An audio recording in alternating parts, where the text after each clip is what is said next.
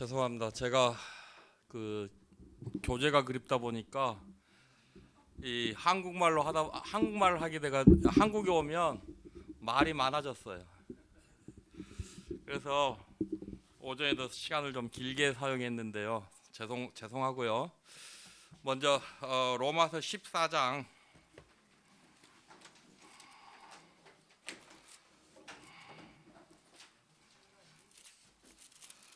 로마서 14장 8절 7절부터 이렇게 읽도록 하겠습니다. 로마서 14장 7절부터입니다. 우리 중에 누구든지 자기를 위하여 사는 자가 없고 자기를 위하여 죽는 자도 없도다. 로마서 14장 7절부터 읽도록 하겠습니다. 7절요. 로마서 14장. 우리 중에 누구든지 자기를 위하여 사는 자가 없고 자기를 위하여 죽는 자도 없도다. 우리가 살아도 주를 위하여 살고 죽어도 주를 위하여 죽나니 그러므로 사나 죽으나 우리가 주의 것이로다. 이를 위하여 그리스도께서 죽었다가 다시 살으셨으니 곧 죽은 자와 산 자의 주가 되려 하심이니라. 네, 성경 말씀을 보면 우리 예수님께서 십자가에 달려 돌아가시고 살아나신 이유가 우리들을 죄에서 구원하실 뿐만 아니라 우리의 주인이 되시기 위해서 주님께서 죽으셨다가 다시 살아나셨다라고 이렇게 말씀을 합니다. 참 그런 것 같아요. 아마 이제 성도님들께서 저에 대해서 잘 모르기 때문에 제가 이제 좀 살아온 인생 얘기를 이렇게 좀 드리겠습니다. 저의 이제 자라기는 전라남도 여수에서 이렇게 자랐습니다.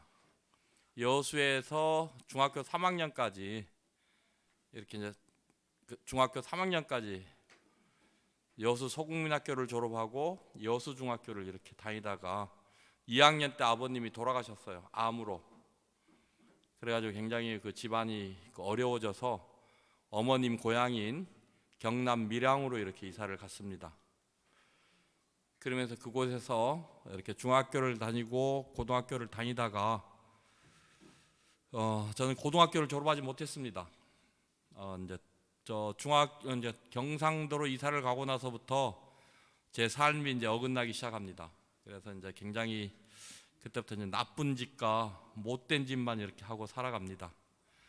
고등학교 때 경남 창녕 마산을 왔다 갔다 하다가 친구 한 명과 함께 좀 더 큰 물에서 놀아보자 하고 서울로 갑니다.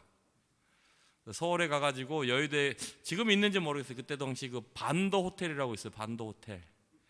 거기에 보면 나이트 클럽이 있었거든요. 거기 가가지고 친구하고 둘이서 술 먹다가 조금 난리를 피웠습니다. 그때 갑자기 웨이터가 오더니 따라오래요. 따라갔더니 그때 당시 흰 양복을 입은 건장한 청년들 한 20몇 명이 서 있었는데 일단 친구들 2명이서 실컷 두들겨 저 친구하고 저하고 둘이서 실컷 두들겨 맞았습니다. 그래도 이제 서울로 올라왔는데 이대로 주저앉을 수 없다 해가지고 그 영등포역 있는데 그 영등포 시장 맞은편에 그때 당시엔 그쪽에 다 유흥주점들이었어요. 뭐 주점들, 술집들. 친구하고 거기서 이렇게 이제 삐대고 들어가서 어떻게 하다가 그곳에서 좀 생활을 했습니다. 그러면서 참 못된 짓 많이 했죠. 정말 못된 짓 많이 했습니다. 하여튼 우리 어머니께서 저 어렸을 때 저한테 그랬거든요. 그러니까 참 말 조심해야 될 것 같더라고요. 어머님이 저한테 교도소 가는 일만 빼놓고 다 해보라 그랬거든요. 제가 사람 죽이는 일만 빼놓고 다 해봤습니다. 그래서 저는요, 그 교회는 안 다녔지만 하나님을 믿고 있지 않았지만요, 저는 천국과 지옥이 있다면 제가 지옥에 갈 사람이라는 걸 알고 있었어요. 교회 나오기 전부터. 저는 교회 딱 2번 가고 구원받았습니다. 제 마음속에 그런 것들이 있었기 때문에요. 근데 이제 제가 그런 시절을 보낼 때 어머님이 잠실교회에서 구원을 받으셨어요. 그리고 이제 그 저를 위해서 온 교회가 이렇게 함께 이제 기도를 하기 시작합니다. 그래서 제가 이제 구원을 받게 되었죠. 그때가 1996년 1월 1일입니다. 그때 그 아마 신정이라고 해가지고 이렇게 3일 동안 연휴 있던 그런 아마 시절인데, 그때 잠실교회에 뭐가 생겼냐면 막 빌라델피아 찬양단이라고 하는 게 생겨가지고 그때 잠실교회 청년들하고요 빌라델피아 찬양단하고 무의도에서 캠프를 했어요. 캠프. 근데 제가 그때 이제 구도자는 유일하게 저 혼자 어머님의 그 아주 그 압박에 못 이겨서 따라갑니다. 갔는데 저는 그래도 교회 간다고 교회 캠프라고 이 뭐죠? 담배도 빼놓고 라이터도 놓고 이러고 갔거든요. 근데 이제 그때 당시 청년들이 거의가 대학생이었어요. 그때 제 나이가 31살이었거든요. 그리고 또 제 인상이요. 제가 나중에 구원받고 나니까 어느 형제님이, 노 형제님이 저한테 와서 그랬어요. 어디서 산적 같은 놈이 교회를 오긴 왔는데 저기 구원 받을까 싶었더랬답니다. 그런데 쉽게 구원받더래요. 인상도 그러니까 청년들이 저에게 쉽게 말을 못해요. 그러니까 저는 또 이제 좀 화가 났죠. 났다는 또 교회 캠프라고 그래도 담배도 다 놓고, 제가 그때 하루에 2갑씩 폈어요, 담배를. 그 담배도 놓고 참 큰 결심하고 왔는데 그때 이제 제 표현을 하면 지들끼리만 놀고 저를 왕따 시킨다 이거예요. 아, 정말 화나더라고요. 저보다 나이도 한참 어린 것들이요. 그러면서 그러고 있는데 그날 갔는데 김종만 형제님께서 어떤 말씀을 하셨냐면요.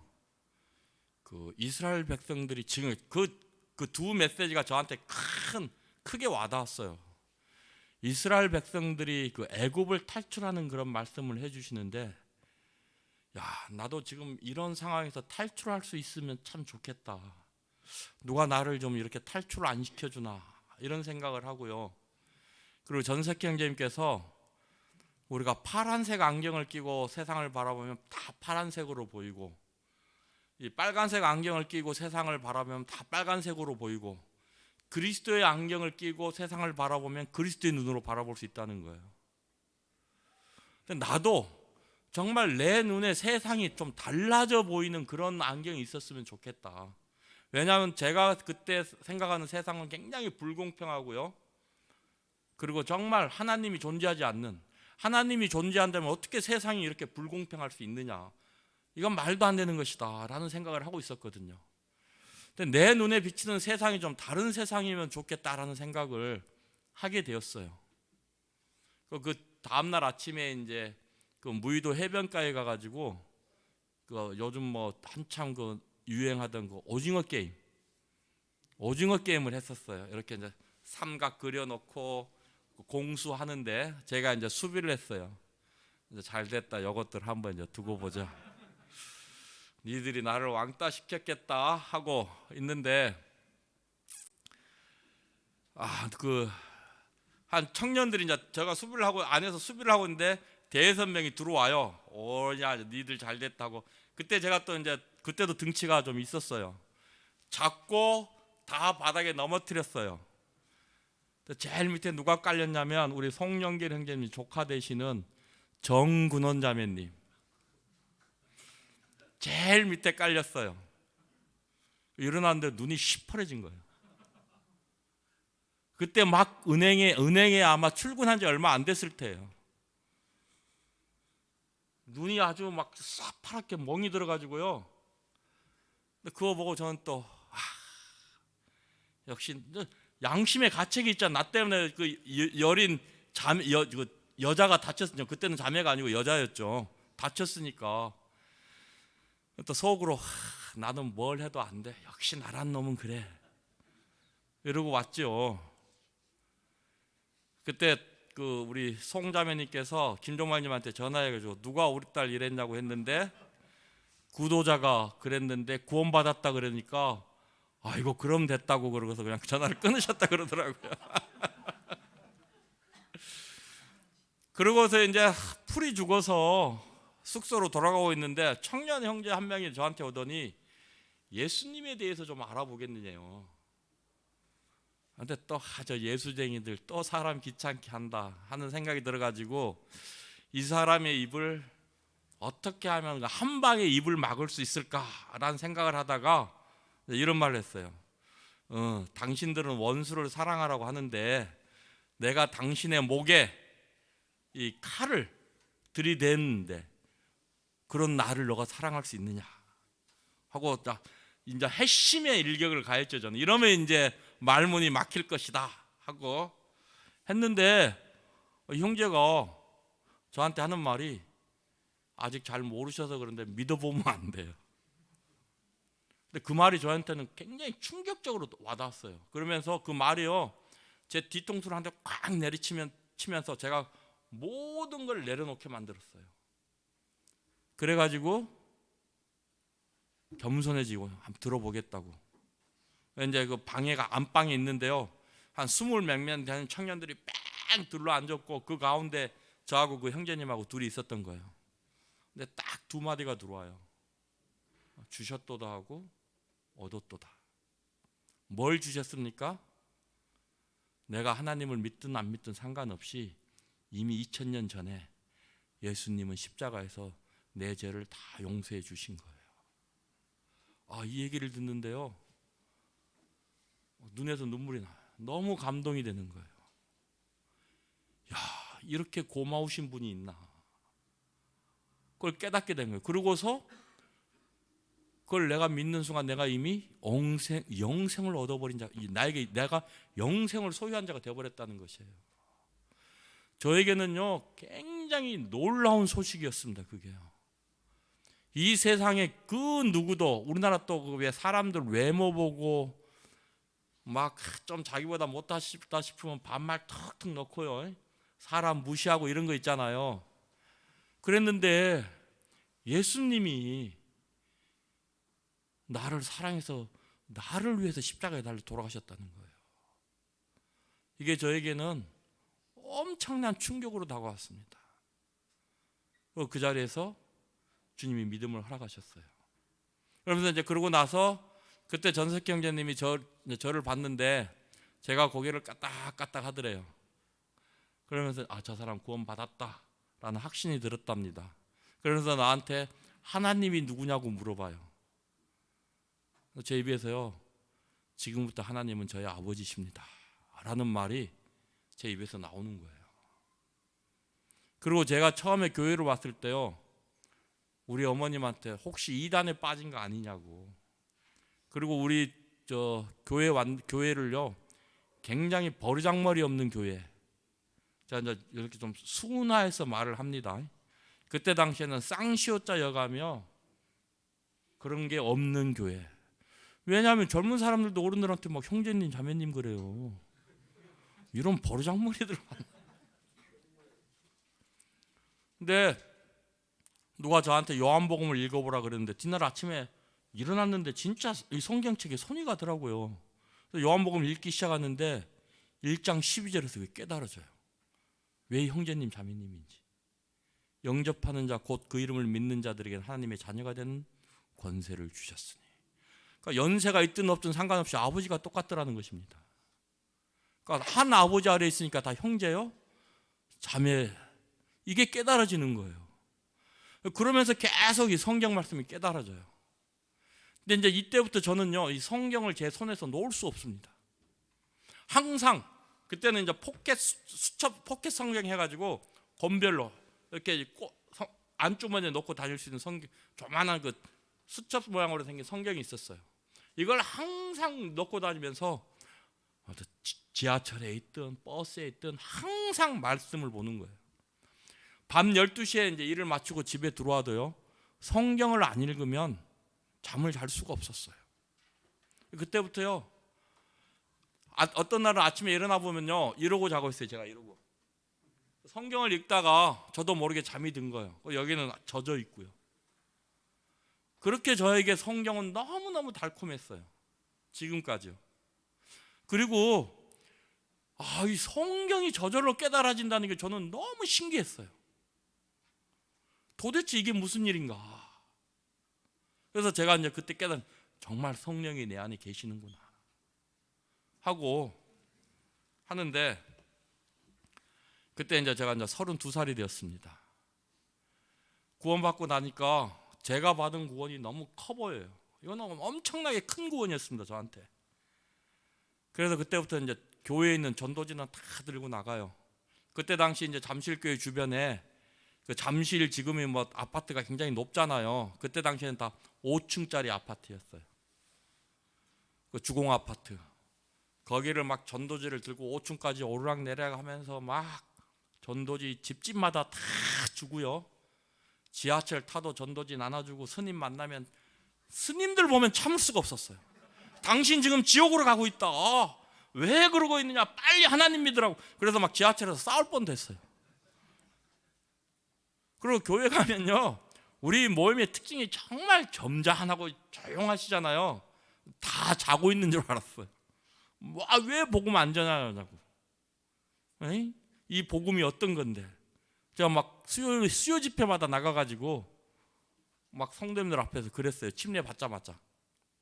그러니까 참 잠실교회 성도님들이 대단하셔요.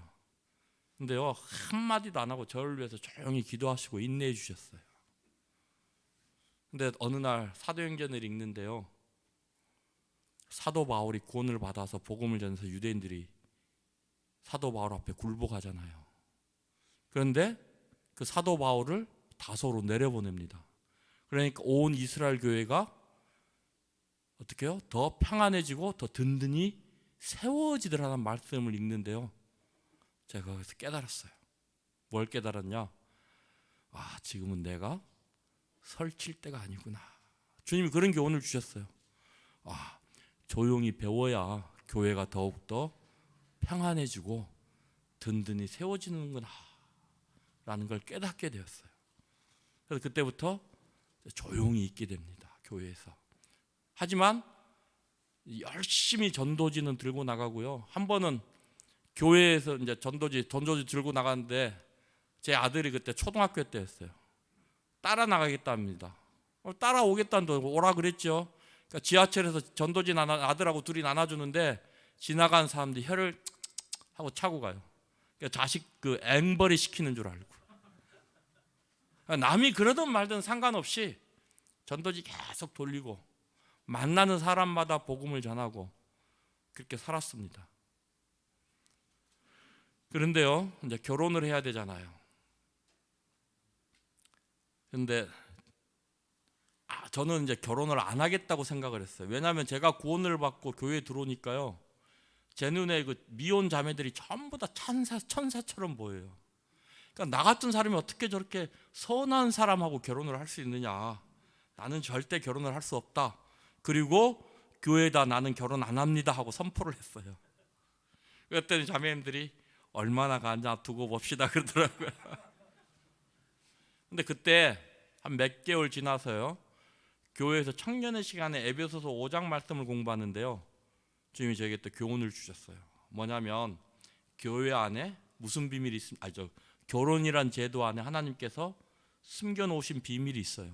그게 무엇입니까? 교회와 그리스도에 관한 비밀. 이걸 보면서요, 하나님은 우리가 결혼 생활을 하면서 부부와 아내의 관계를 통해서 그리스도와 교회의 비밀을 깨닫기를 원하신다라는 걸 깨닫게 됐어요.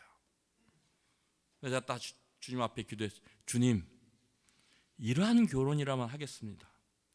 저의 결혼이 주님을 더욱더 알게 되고 주님을 위한 결혼이라면 결혼을 하겠습니다 하고 생각을 바꾸게 됩니다.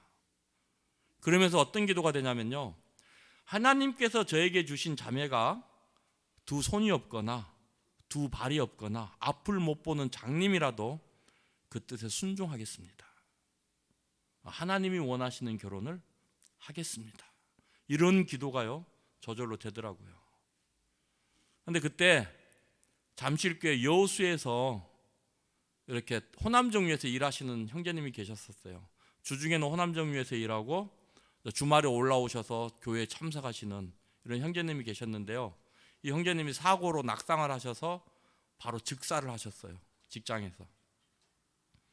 그래서 이제 장례식을 여수까지 내려와서 장례식을 치르고 올라가는데 김종만 형제님께서 그런 말씀을 하시는 거예요. 장로 형제님께서 복자매가 참 좋은데 나이 차이가 너무 많이 나지, 이 말씀만 하고 말았어요.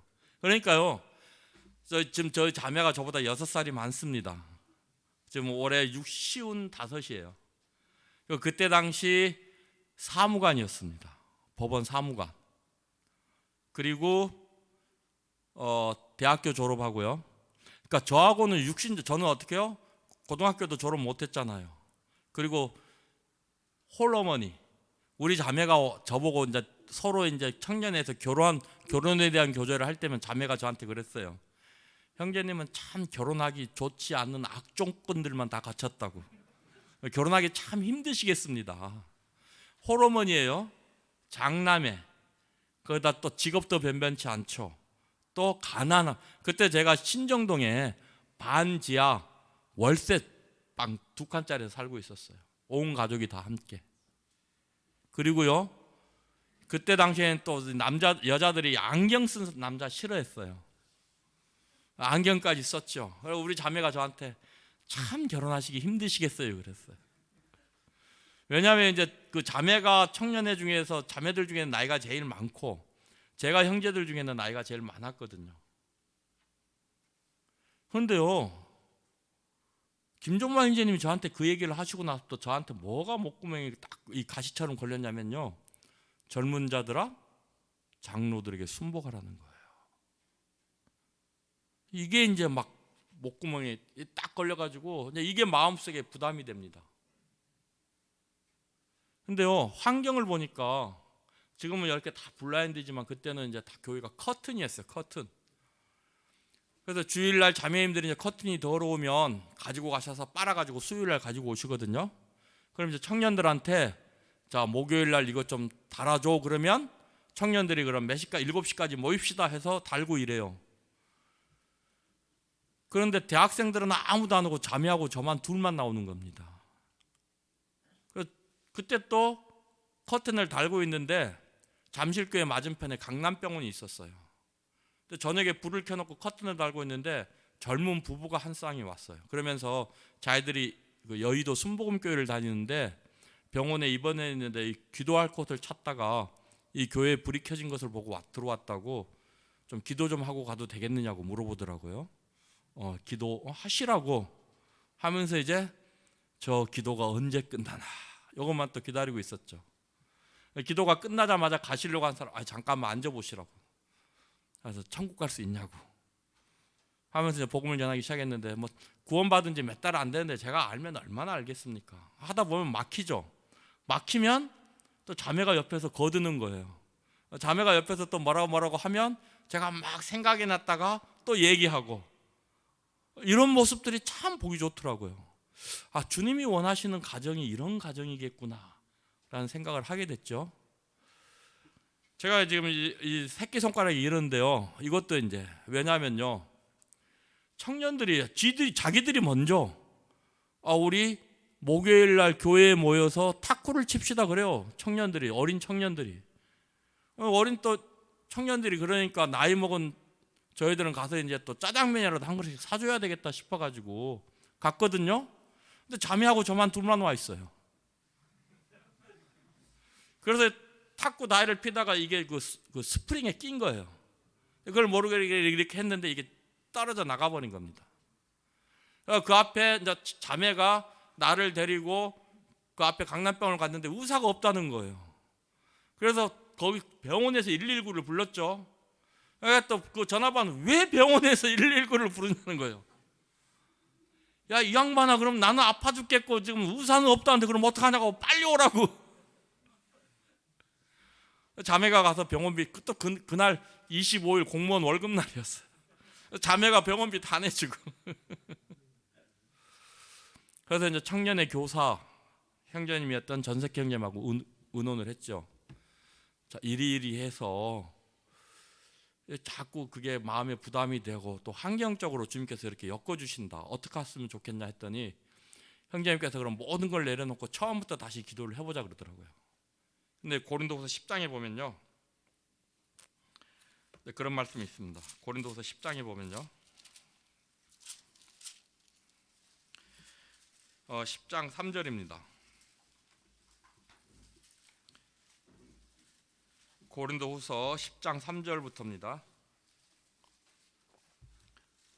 우리가 육체에서 행하나 육체대로 싸우지 아니하노니 우리의 싸우는 병기는 육체에 속한 것이 아니요 오직 하나님 앞에서 견고한 전을 파하는 강력이라. 모든 이론을 파하며 하나님 아는 것을 대적하여 높아진 것을 다 파하고 모든 생각을 사로잡아 그리스도에게 복종케 하나니. 여기 보면 모든 생각을 사로잡아 그리스도께 복종하라는 거예요. 그러니까 제가 지금 이 결혼이 말이 안 된다고 생각하는 게 모든 게 육신적인 조건들이잖아요. 그런데 하나님의 말씀은 장로들에게 순복하라는 거잖아요. 이 말씀을 바꿔서 이제 주님의 뜻이구나 하는 교훈을 받게 됩니다. 그런데 가만히 생각해 보니까 하나님 그래요. 하나님이 뜻이라면 하겠는데 그럼 하나님이 나한테 마음을 주셔서 내가 얘기를 했는데 자매가 거절하면 어떡합니까? 이런 마음이 들잖아요. 워낙 이 육신적인 조건들이 차이가 많이 나니까. 그래서 좀 밑에 보면요 7절 너희는 외모만 보는도다. 만일 사람이 자기가 그리스도에게 속한 줄을 믿을진데 자기가 그리스도에게 속한 것 같이 우리도 그러할 줄을 자기 속으로 다시 생각할 것이라. 이렇게 하고서요 그러니까 내가 그리스도에게 속한 것 같이 자매도 그리스도에게 속했다는 거예요. 둘이 같은 마음을 주시겠다라는 교훈을 받게 되었어요. 자매에게 수요일날 끝나고 수요 집회가 끝나고 이제 그런 얘기를 했죠. 저기 제가 자매님한테 할 얘기가 있는데 제가 집에 들어가면 11시간 넘는데 그런 늦은 시간에 전화를 해도 되겠습니까? 했더니 하라 그러더라고요. 전화를 했는데 차마 말이 안 떨어져요. 어물어물 하다가 끊으려고 했더니 자매님이 아니 나한테 무슨 할 말이 있다고 하지 않았냐고, 그게 무엇이냐고 이렇게 얘기하는데 제 입에서 어떤 말이 나갔냐면요, 자매님 하나님이 자매님하고 결혼하래요. 그러니까 우리 결혼합시다가 아니고 하나님이 자매님하고 결혼하래요. 그러니까 우리 자매가 뭐라냐면요, 그래요? 하나님이 해라 그러면 해야죠. 그잖아요. 그래서 전화를 1시간 동안 통화를 했는데 끝날 때쯤 되니까 이미 결혼을 해 있더라고요. 그래서 그때 이제 장로 형제님들한테 말씀을 드렸어요. 좀 기다려봐라 그러시더라고요. 장로 형제님들도 기도를 하신 것 같아요. 그런데 한 일주일 있다가 둘이 결혼을 전제로 해서 교제를 시작해라, 주님의 뜻인 것 같다 해서 그날부터 이제 데이트를 하면서 상견례를 하고 한 달 보름 만에 결혼식을 했습니다. 주님의 뜻인데 망설일 필요가 없잖아요. 왜냐하면 또 시간을 많이 두면 사탄이 또 개입할 수도 있고 해서 결혼을 했죠. 그 중간에 많은 가정들이 있습니다. 전 돈 없이 결혼했습니다. 계산이 빠른 게 아니고요, 주님 앞에 기도를 했습니다. 주님, 결혼을 하라 그래서 해라 그래서 하긴 하는데 돈이 있어야 결혼을 할 거 아닙니까? 그때 주님이요 신명기에 있는 말씀으로 내가 구워줄지라도, 진짜 돈을 빌릴 것을 좀 생각을 했거든. 누구한테 돈을 구워서 결혼식을 해야 되겠다. 근데 주님이요, 너가 구워줄지라도 너가 다른 사람에게 꾸지 아니할 것이라 그래요. 근데요 결혼 날짜를, 그러니까 주님이 그런 말씀하니까 날짜 잡아야 되잖아요, 그죠? 그러니까 어떻게 해요? 날짜를 잡았는데요, 교회에서 장로 형제님이 예배당을 예식장으로 쓰라는 거예요. 저희는 예배당에서 결혼했습니다. 그때 그 잠실교회 가요 4층에 있을 때인데 예배당이 굉장히 컸어요.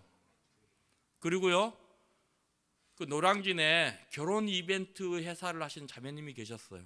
이 자매님이 결혼식에 필요한 뭐 웨딩드레스님, 뭐 신부 화장님 모든 걸 또 제공해 주셨어요. 그리고 또 청년들이 그 예배당 홀을 예식장으로 아주 예쁘게 꾸며줬어요. 그러니까 이렇게 해서 돈 없이 결혼을, 그러니까 자매하고도 그런 얘기를 했죠. 그래서 자매가 그때 개포동에 15평짜리 아파트 전세를 살고 있었습니다. 자매가 그러는 거예요. 뭐 여기 전세 아파트 있는데 아파트 구할 거 뭐 있느냐, 그냥 여기서 같이 살자.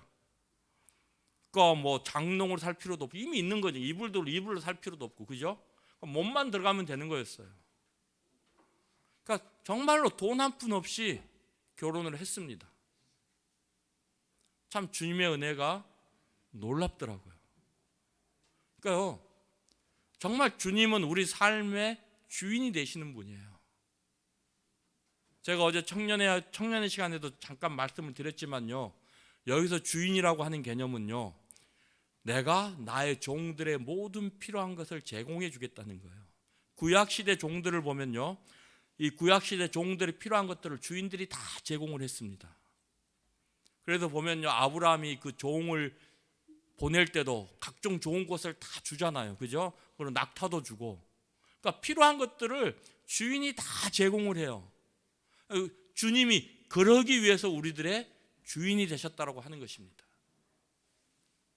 제가요, 구원받고 나서요, 직장이 미식 4대 5대 놓고, 왜 옛날 보면 그 지하에서 막 가방 만들고 그 봉제하고 하는 그런 뭐 간의 수공업 있잖아요.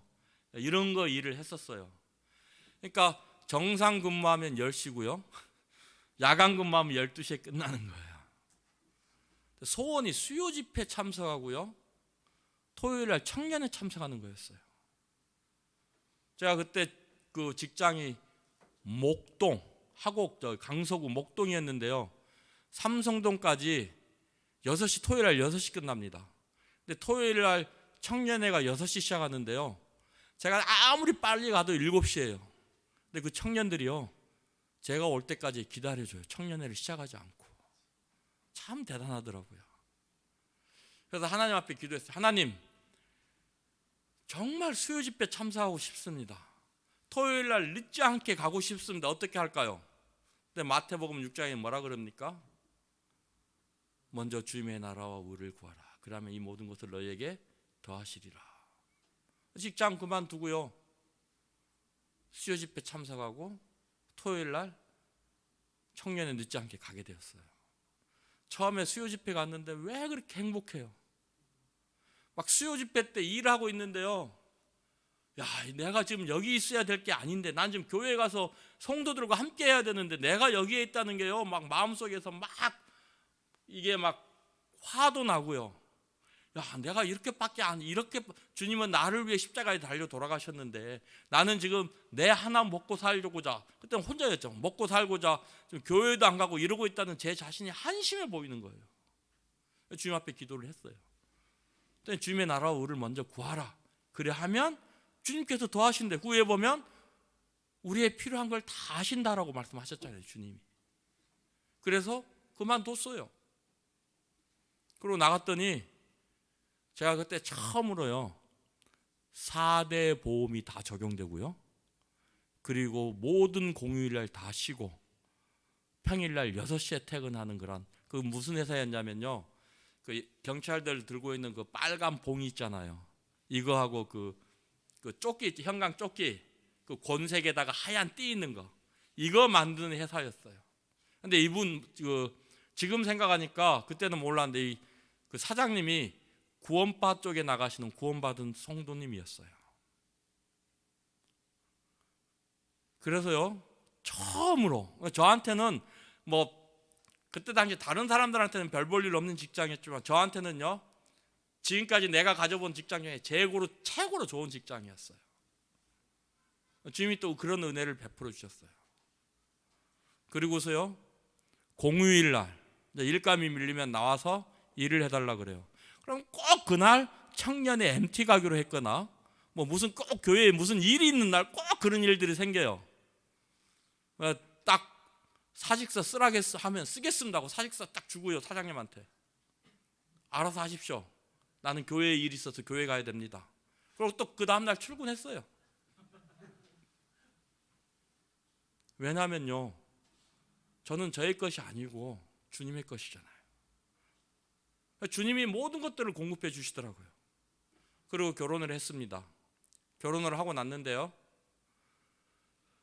이제 저도 이제 우리 자매가 또 이제 그런, 그때 당시에 이제 고위직이라는 걸 저도 처음 알았죠. 뭐 사무관이 얼마나 높은지 제가 몰랐습니다. 뭐 그냥 뭐 어른들 뭐 커피 심부름이나 하고 뭐 이러겠지 이렇게 했는데, 누가 저한테 사무관이 얼마나 높은, 그러면서 그 옛날 같으면 비석에 이렇게 사무관이라고 하는 비석에 그 새겨질 정도로 그 높은 관직이라 그러더라고요.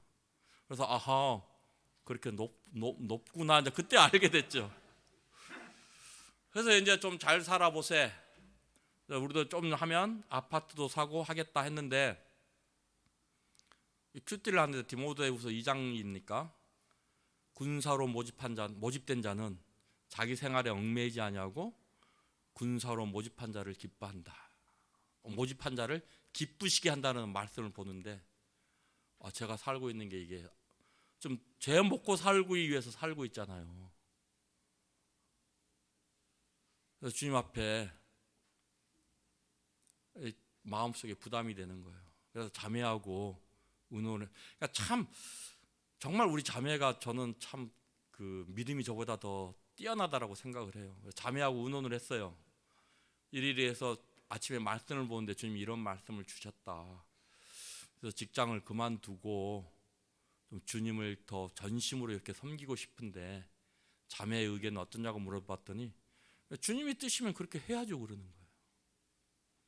그래서 직장을 그만두고 교회에서 생활을 합니다.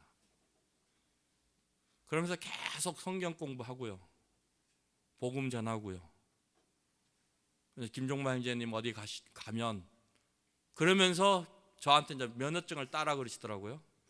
그래서 그때 이제 면허증 땄습니다. 김종만 형제님 운전을 못 하셨어요. 와, 운전해. 알겠습니다. 제 별명이 예 알겠습니다 했어요. 장로 형제님들 말씀에요, 아니오라고 대답을 못 해봤어요. 제가 깨달았습니다. 하나님은 누구를 부르시느냐? 예스맨을 부르십니다. 성경 지식 좀 몰라도요, 항상 네 하고 대답할 수 있는 사람.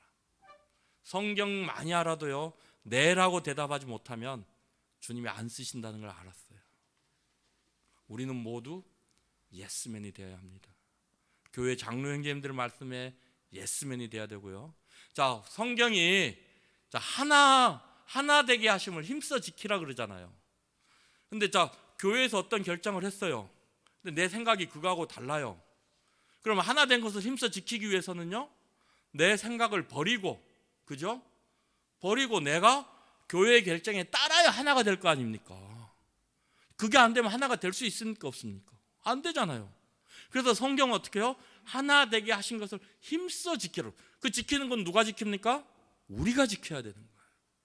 그러기 위해서는요, 교회에서 어떤 결정들이 내려졌을 때 그게 제 생각하고 다르다 하더라도 내 생각을 버리고 교회의 결정을 따르는 거, 이게 예스맨이라는 거예요. 그래서요, 참 열심히 섬겼습니다. 부지런히 섬겼습니다. 한 10년쯤 지나고 나니까요, 이제 판단이 돼요. 형제님들 말씀 전하는 게 판단이 돼요. 그죠? 나도 이제 할 수 있는데, 내가 해도 저 형제님보다 잘할 수 있는데, 주님이 뭐라고 말씀하시냐면요, 베드로전서에서 젊은 자들아 겸손하라. 때가 되면 하나님께서 어떻게 우리를 높이시리라. 그래서 그때부터는요, 정말 조용히 내 할 일만 열심히 하면서 주님을 섬겼습니다. 근데 어느 날 되니까요, 교회에서 한 2주 후에 최영재가 좀 복음을 전했으면 하는데 어때? 하고 그런 이제 말씀을 하시는 거예요. 예, 알겠습니다. 2주에 복음 전하고요. 전하고 났더니 형제님이 내보다 낫네? 또 기회를 주시고요. 이렇게 된 거예요. 그러니까요, 참 그런 거가, 저는 그러니까 제가 자랑이 아니고요, 제가 참 그 하나님의 그 말씀이 참 위대하다라는 걸 새삼 굉장히 저는 많이 느껴요. 그래서 지금도요, 밥은 안 먹을 수 있어도 말씀을 안 읽는다는 건 상상할 수 없어요. 매일매일 삶 가운데서요. 그리스도인들이 하나님의 말씀하고 멀어진다는 것은요, 이거는 곧 사단의 밥이 되는 거예요. 우리 안에 말씀이 없으면요, 그리스도인으로 살아갈 수 없습니다. 우리가 하나님의 능력으로 살아간다고 하는 것은요, 내 안에 하나님의 말씀이 풍성히 거해서 그 말씀으로 인도하심을 받고 그 말씀의 능력으로 살아가는 거예요. 그래서 사도 바울 다윗이 그랬잖아요. 내가 죄를 범치 않게 하여 내 마음에 하나님의 말씀을 두었나이다. 이런 구절이 시편 119편에 보면요. 선교사로 부를 때도 마찬가지입니다. 저는요, 처음에 구원받고 나서 하나님께서 저를 선교사로 부르신다면 첫 번째 북한으로 가겠습니다. 두 번째가 아프리카 지역으로 가겠습니다. 왜 아프리카 지역을 선택을 했냐면요, 제가 그때 당시 제 마음 가운데 이런 생각이 들었어요.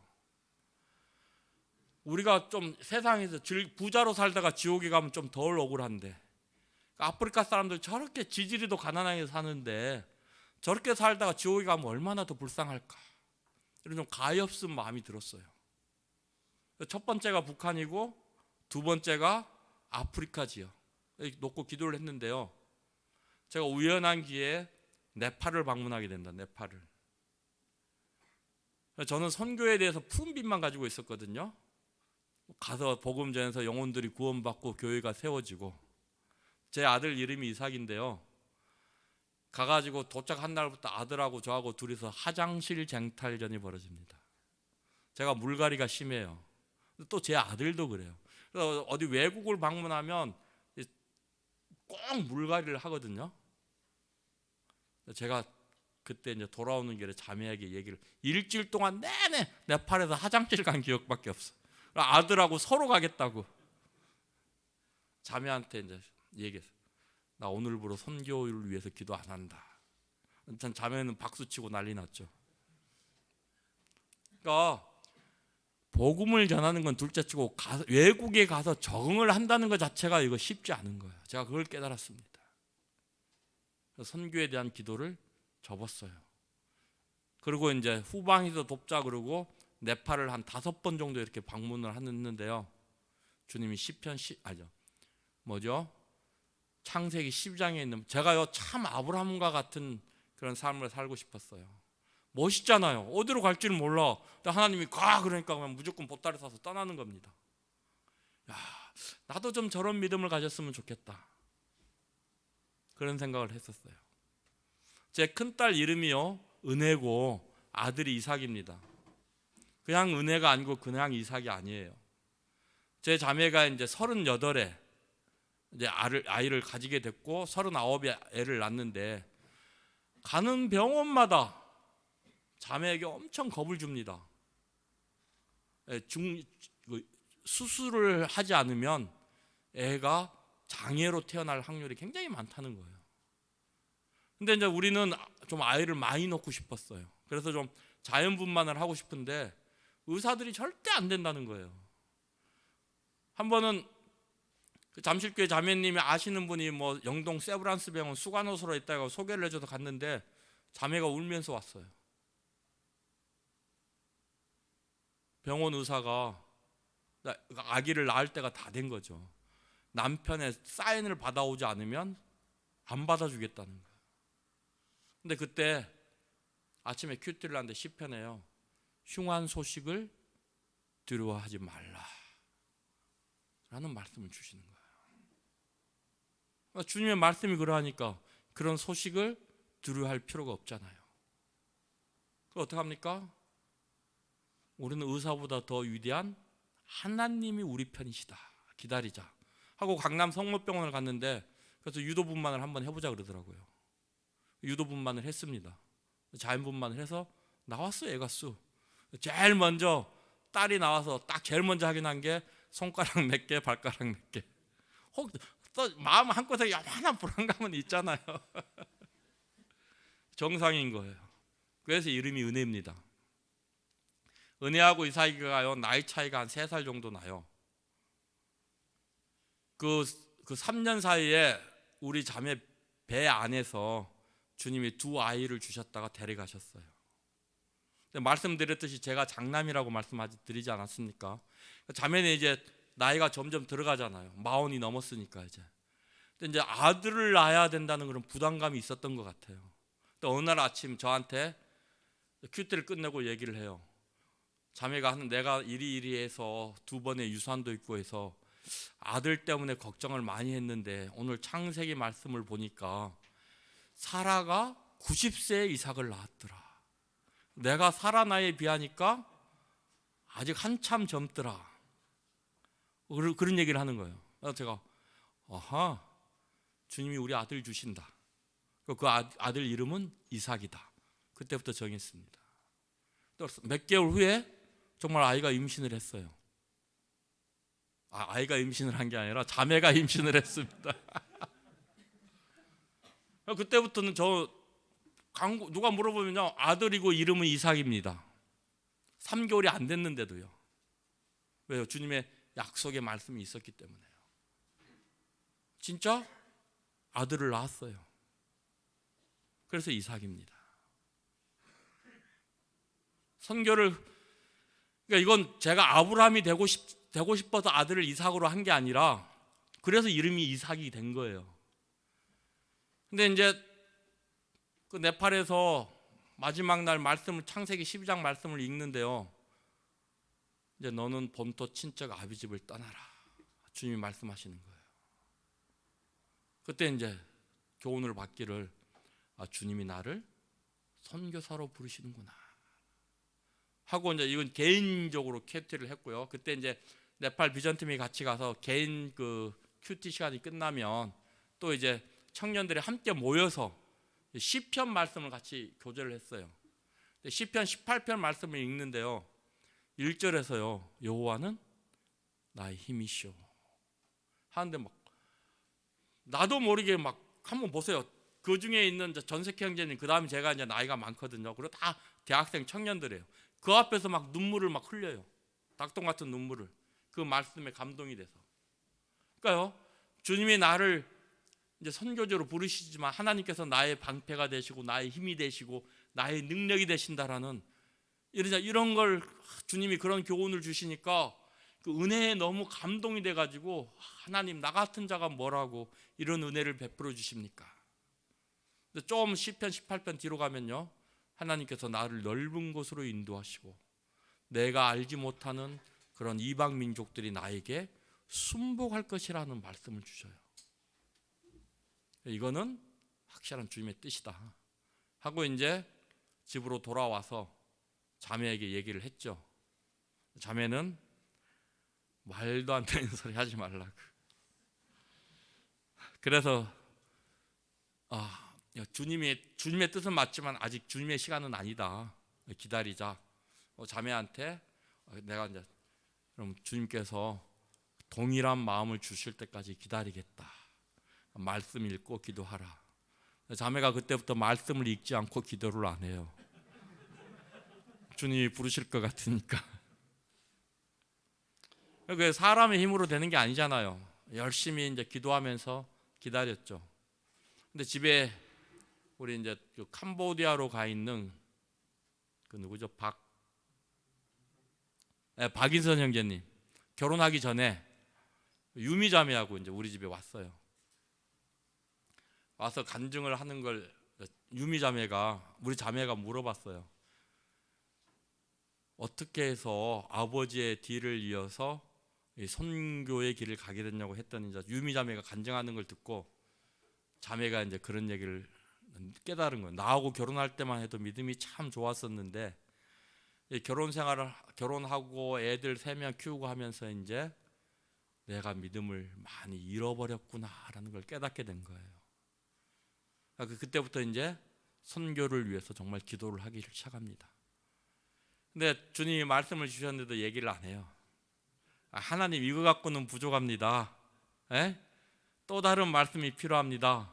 결국 주님이 저에게 주셨던 동일한 시편 18편 말씀을 주신 거예요. 이제 자매가 그때 이제 자매가 법무사 사무실을 하고 있을 때였거든요. 제가 이제 기사 노릇 할 때입니다. 저는 직업이 없었잖아요. 교회를 보면서 자매 기사의 역할을 하고 있을 때였는데 사무실에 가서 앉아 있는데 저한테 가만히 물어. 하나님께서 어떠한 말씀으로 인도하셨는지 물어봐요. 시편 18편 말씀이라고 이렇게 하더니 자매가 웃으면서 한동안 말을 안 해요. 약 올리는 것도 아니고. 그러더니 결국 고백을 하더라고요. 그러면서 주님이 동일한 말씀을 주셨다고. 그래서 이제 교회에 말씀을 드렸습니다. 교회에서 한 달 동안 교회가 함께 기도해 보자.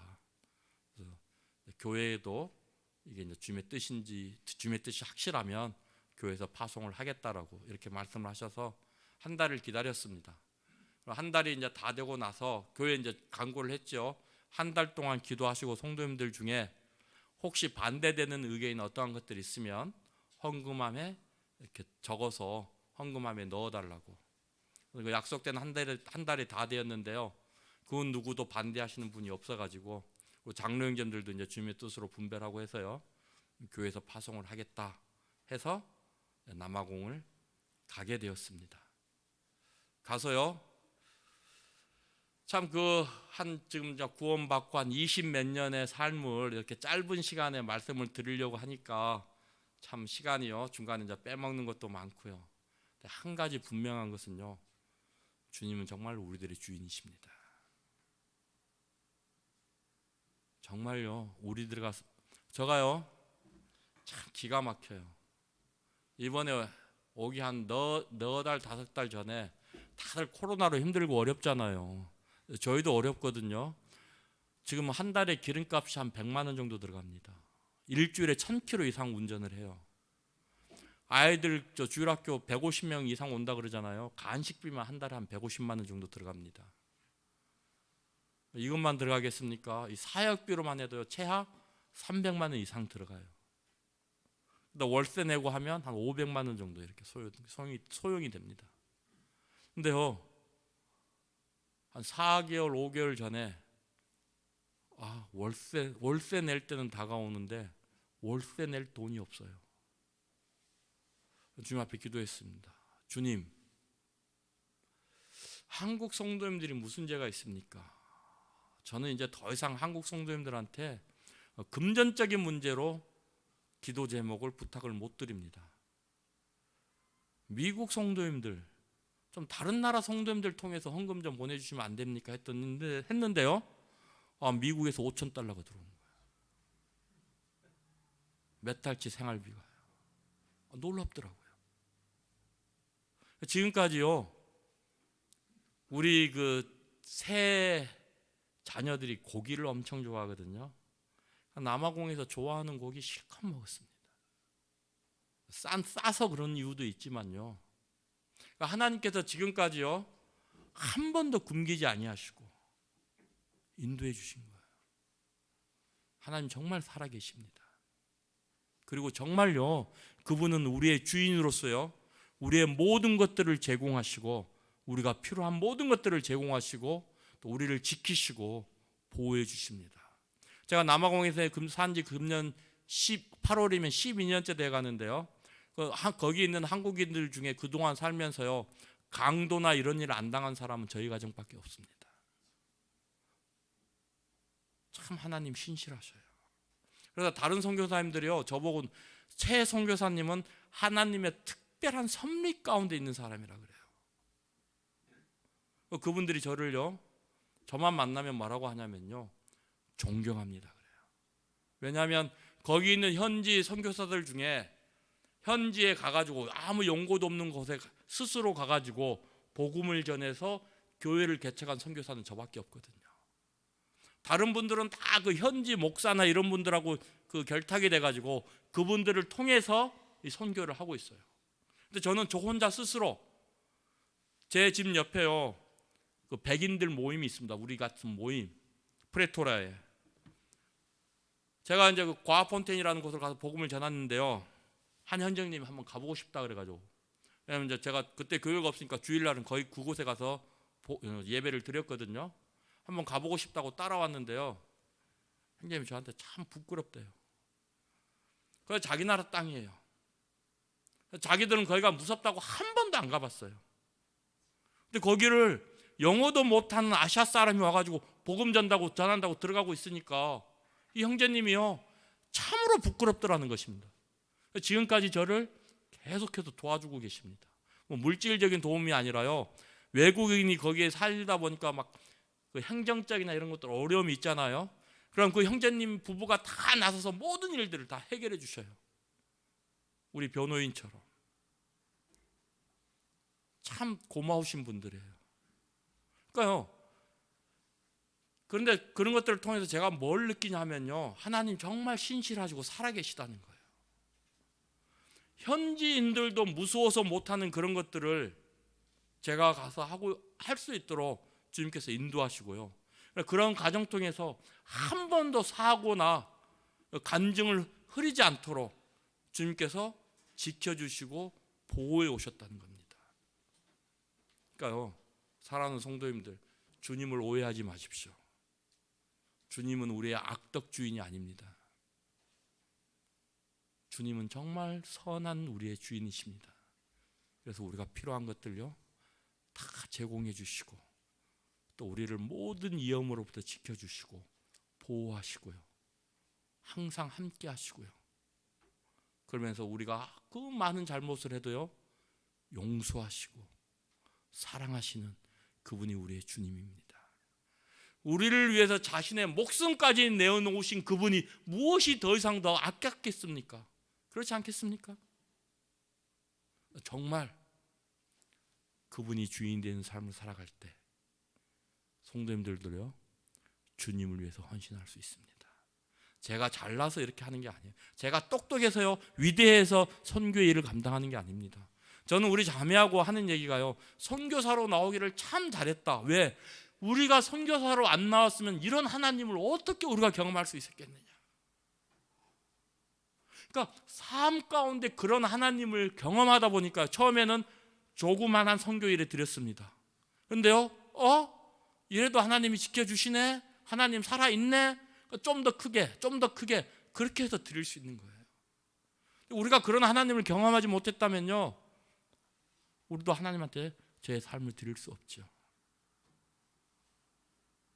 사랑하는 형제님들의 삶을요 주님 앞에 한번 드려보십시오. 꼭 전심 사역을 하는 것만이 주님께 드리는 건 아니잖아요. 그러면요 하나님께서 형제님들의 모든 것을 책임져 줄 것입니다. 자녀 문제도 그런 것 같아요. 저는 자녀 교육에 실패한 사람입니다. 그래서 더욱더 엎드리고 무릎 꿇고 눈물을 흘렸습니다. 하나님께서요 바로 잡아주시더라고요. 물론 그 과정에서 아픔도 있고 고통도 있습니다. 그런데 우리가 하나님 안 믿는 사람들을 한번 보시자고요.